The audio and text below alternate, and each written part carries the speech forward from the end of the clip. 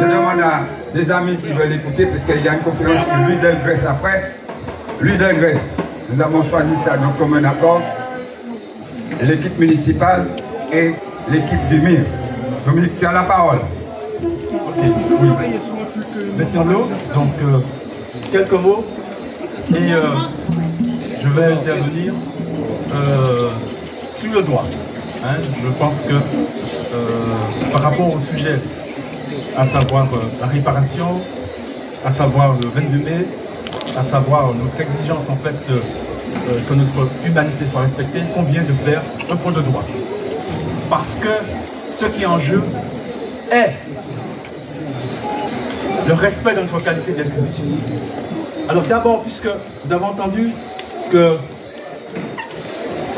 au Parlement français, un député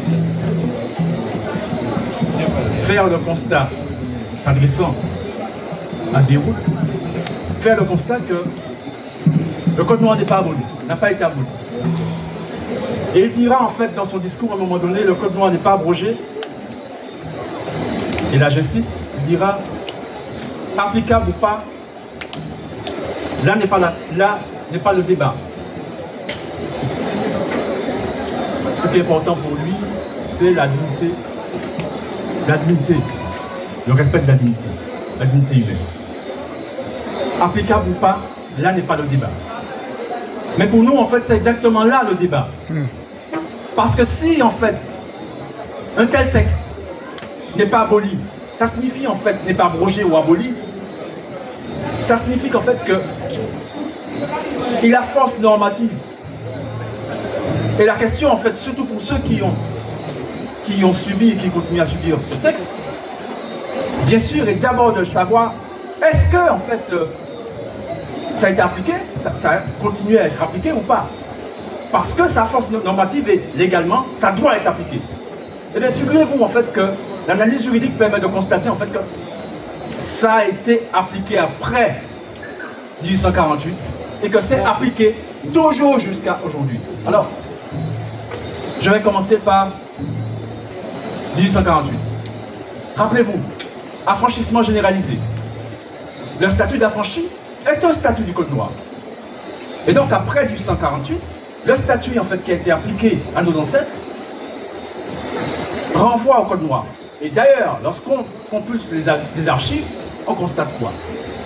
Eh bien, il y a le Conseil général à l'époque, qui sont à la tête de ce Conseil général, de ces conseils généraux, puisque tant à la Réunion, Guadeloupe comme à la Martinique, c'est le cas, majoritairement des Noirs.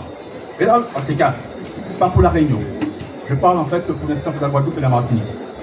Eh bien, si vous allez en fait compulser les archives, vous verrez en fait qu'ils ont eu à écrire à l'État français pour exiger le respect de leur statut.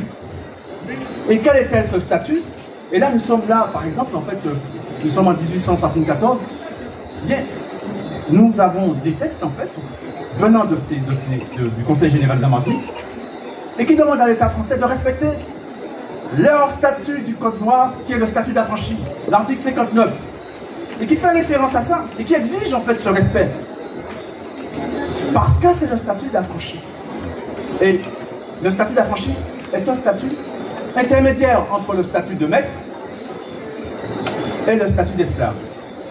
Ça a été fait, ça a été pensé, non point depuis seulement le 15e siècle ou 16e siècle, mais depuis l'Antiquité romaine.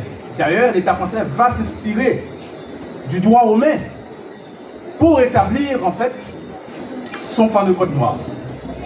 Parce qu'en effet, à l'époque, bien que ce soit la Grèce antique ou la Rome antique, ce sont des espaces en fait esclavagistes. Le droit qui organise en fait ces lieux-là, le droit esclavagiste. Une minorité en fait des citoyens et le reste en fait femmes comme hommes, hein, sont des êtres en fait déshumanisés juridiquement et avec une majorité d'esclaves. Donc voilà la situation. Et donc c'est ce statut d'affranchi qui, en effet, tout le long de la deuxième moitié du 19e siècle, va être en fait reconnu, donc le Code noir, personne ne remet ça en cause. Et puis voilà, en fait, nous avançons dans le début du XXe siècle.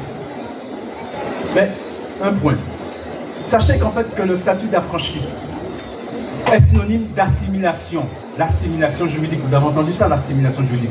C'est le discours politique, hein, c'est la traduction dans un discours politique du statut d'affranchi. On appelle ça l'assimilation juridique. Eh bien, c'est précisément ça qui, en 1946, avec la loi du 17 mars 1946, qui viendra en fait se traduire dans ce qu'on a appelé le département d'outre-mer, ou encore la départementalisation. D'ailleurs, Césaire lui-même disait en fait qu'il avait élaboré ce néologisme départementalisation parce qu'il trouvait trop humiliant ce qu'ils appelaient l'assimilation juridique. Alors sachez qu'en fait que là encore c'est une ruse.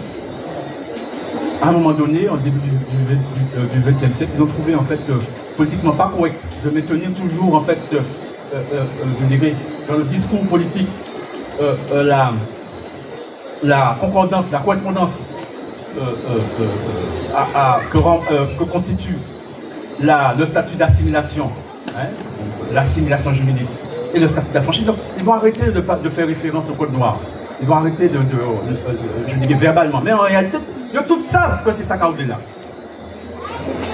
Et ça, les éléments sont là, qui prouvent cela.